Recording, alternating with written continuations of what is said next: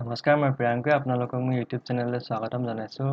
আৰু আজি আমি জানিম কিদৰে আপোনাৰ মোবাইলত ইণ্টাৰনেটে কাম কৰে বা আপোনাৰ টেলিকম ছাৰ্ভিচ প্ৰভাইডাৰ যিহেতু এয়াৰটেল, জিঅ' এইবিলাকে আপোনাৰ মোবাইললৈ কেনেদৰে ইণ্টাৰনেটৰ সেৱা আগবঢ়ায়। ভিডিঅ'টো সম্পূৰ্ণকৈ চাই থাকক।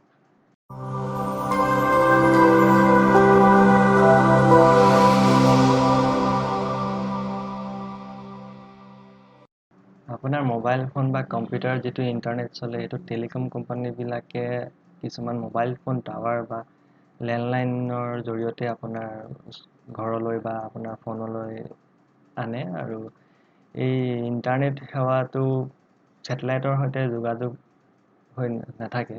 মোবাইল ফোন বা আপোনাৰ ঘৰৰ কম্পিউটাৰত যিটো ইণ্টাৰনেট চলি থাকে এইবিলাক কিছুমান কেবুলৰ জৰিয়তে ইটোৰ লগত সিটো সংযুক্ত হৈ থাকে।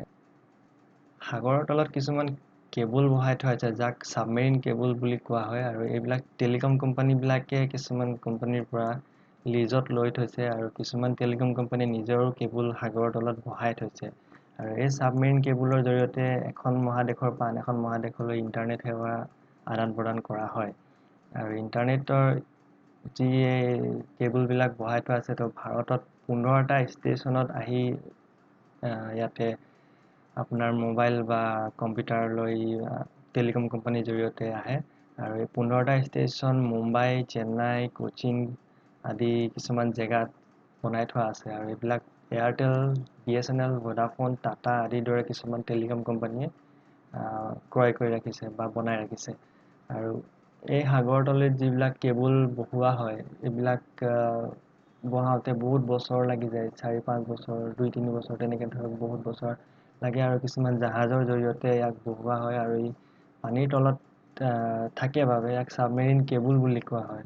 ভাৰতত যি 15টা ষ্টেচন আছে তাত যিখিনি ছাবমেৰিন কেবুল আহিছে, সেই ছাবমেৰিন কেবুলৰ জৰিয়তে অহা ইণ্টাৰনেটৰ স্পীড হৈছে 3.6 টেৰাবাইট, অৰ্থাৎ 36,000 GB পাৰ ছেকেণ্ড। আৰু এইখিনি টেলিকম কোম্পানীৰ মাজত যিহেতু ডিষ্ট্ৰিবিউট হৈ যায় বা ভগাই লয় টেলিকম কোম্পানীবোৰে, তাৰ পিছত আপোনাৰ মোবাইললৈ গৈ পোৱাৰ পিছত ই খুব বেছি 10 Mbps, 20 Mbps নাইবা 1 Gbps এনেদৰে স্পীডটো আপোনাৰ মোবাইলত আহি যায়। পিছৰবাৰ আপুনি মোবাইল ফোন বা কম্পিউটাৰত ইণ্টাৰনেট চলোৱাৰ আগতে আপুনি এবাৰ এই কথাটো চিন্তা কৰিব যে আপুনি যিটো ইণ্টাৰনেট চলাই আছে সেইটো কোনোবা এখন সাগৰৰ তলেদি কিছুমান কেবুলৰ জৰিয়তে আপোনাৰ মোবাইল ফোন বা কম্পিউটাৰ স্ক্ৰীণত ইণ্টাৰনেটৰ জৰিয়তে প্ৰকাশ পাই আছে। আৰু যদি ভিডিঅ'টো চাই ভাল পালে তেতিয়া লাইক আৰু শ্বেয়াৰ কৰিবলৈ নাপাহৰিব। কিবা যদি সুধিব লগা আছে কমেণ্টত মোক জনাব পাৰে। ঠিক তেনেদৰে চেনেলটো ছাবস্ক্ৰাইব কৰি দিব, কিয়নো মই আপোনালোকে এনেকুৱা ভিডিঅ' আৰু আগলৈ লৈ আহি থাকিম। ধন্যবাদ।